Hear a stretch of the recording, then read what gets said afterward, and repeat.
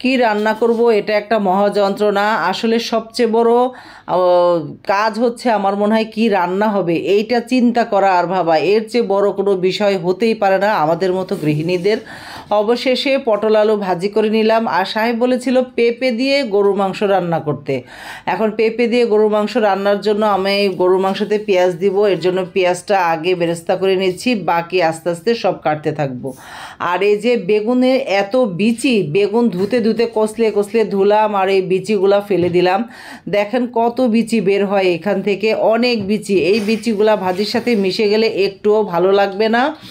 আর এদিক দিয়ে পেঁয়াজটাও আমি লাল করে নিচ্ছিলাম আস্তে আস্তে, আর সবজিগুলোও কেটে নিচ্ছিলাম সাথে। দেখা গেল যে কাটা শেষ। আর এখানে পেঁপে নিয়েছি, পেঁপেটাও সুন্দর ছিল।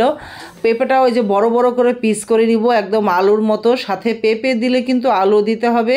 আলুগুলোও বড় বড় টুকরা করে নিয়েছি, আর সাথে এই পেঁপেগুলোও বড় বড় টুকরা করে এখন কেটে নিব এটার সাইজেই কেটে। আর এদিক দিয়ে আমার পেঁয়াজ বেরেস্তা কিন্তু হয়েই গেছে। এটাকে এখন তেল থেকে উঠিয়ে নিলাম।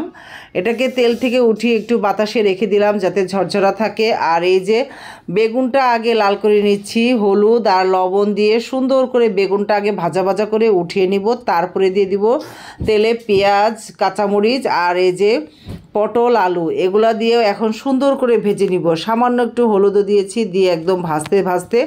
আর এদিক দিয়ে মাংসগুলোও কেটে নেওয়া হচ্ছে, সুন্দর একটু মিডিয়াম সাইজ কেটে নিব। যেভাবে পেঁপে আর আলুটা আমি নিয়েছি সেই সাইজে অনুযায়ী মাংসটাও কেটে নিব। কেটে এই যে, আর এই যে মাংসগুলো কিন্তু আমার কাটা হয়ে গেছে। এখন সুন্দর করে এটাকে ধুয়ে নিব, ধুয়ে একটা কড়াইতে উঠিয়ে বাস সব রকম এখন মশলা দিয়ে দিব।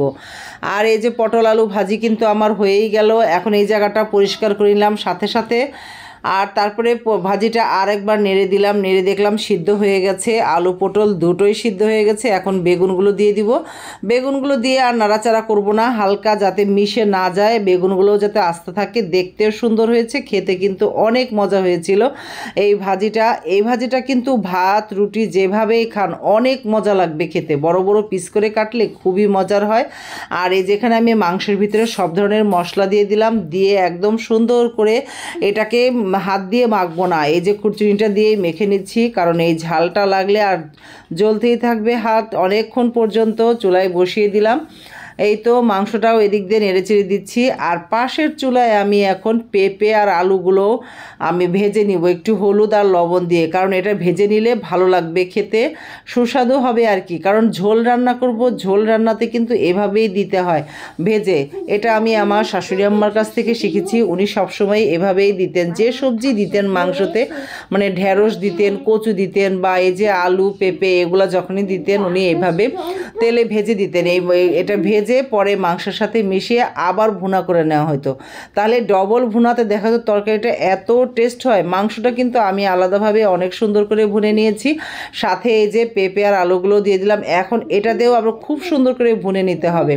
আস্তে আস্তে ভুনতে ভুনতে যখন দেখবো পেঁপে আলু এটা মাংসের কালারের সাথে মিশে গেছে, তখনই এটা রাখবো আর কি। আর এই যে আর একটু পেঁয়াজ বেরেস্তা দিয়ে দিলাম, দিয়ে একদম সুন্দর মতো আরও ভুনে নিচ্ছি। যখনই দেখবো যে এটা একদম কালারটা চেঞ্জ হয়ে গেছে, তখন এটার মধ্যে গরম পানি এই যে দিয়ে দিলাম, গরম পানি দিয়ে বাস এখন 10 থেকে 15 মিনিট। কিন্তু মাংস কিন্তু আমার আগেই সিদ্ধ হয়ে গেছে মোটামুটি। এখন শুধু একটু ঝোলটা মোটামুটি একটা ইয়েতে আসলেই হয়ে যাবে, পেঁপে আলু একটু সিদ্ধ হবে, বাস তখনই আমার রান্না শেষ হয়ে যাবে।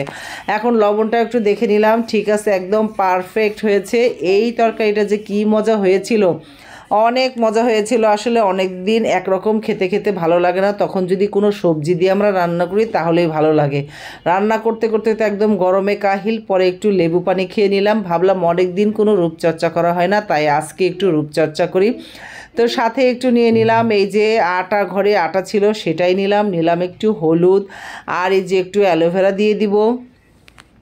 অ্যালোভেরাটা আমার গাছে অনেক, ছাদে অনেক অ্যালোভেরা হয়েছে অনেকগুলো। সাথে আবার বড় সাইজের একটা সাহেব কিনেও এনেছিল, তো বললাম যে এটা কিনে এনেছে কেন, ছাদে তো অনেক অ্যালোভেরা আছে আমার। আর এই যে অ্যালোভেরাটা এভাবেই একদম সুন্দর করে নিলাম।